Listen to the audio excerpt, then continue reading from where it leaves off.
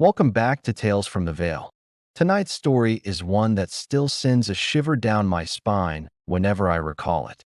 It began on a Tuesday, just like any other. I was working late, burning the midnight oil on a project that just wouldn't end.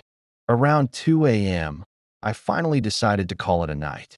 I packed up, turned off the lights, and headed for the deserted office parking lot. The air was still and heavy, the kind of quiet that feels unnatural in a city that never sleeps. As I got into my car, I caught a flicker of movement in my rearview mirror. I glanced up, my heart skipping a beat. Standing under a lone street lamp was a figure. A man.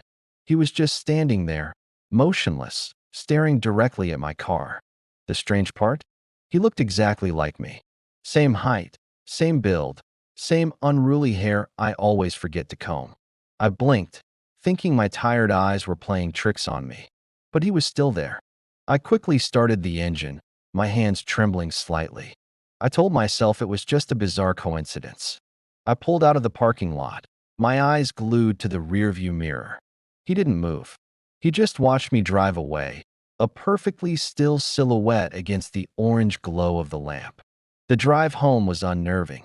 Every pair of headlights felt like they were following me. Every shadow seemed to twist into that familiar shape. When I finally reached my apartment, I bolted the door and leaned against it, my heart pounding in my chest. I tried to laugh it off, blaming exhaustion and stress. But then, I heard a soft knock at my door. Knock, knock, knock. Slow and deliberate. My blood ran cold. I crept to the peephole and looked out. Standing in the dimly lit hallway was him. My double. He was smiling, but it wasn't my smile. It was empty, cold, and utterly terrifying.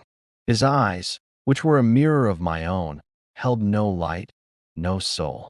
They were just dark, vacant pools. I stumbled back from the door, my breath catching in my throat. The knocking started again, louder this time, more insistent. I never opened the door. I just sat there, in the dark, listening to the sound of someone who looked like me trying to get in, until the sun finally came up. I don't know who or what he was, but I know one thing for sure. He may have had my face, but he didn't have my soul. Thanks for listening. Remember to subscribe for more tales from beyond the veil. Stay safe out there.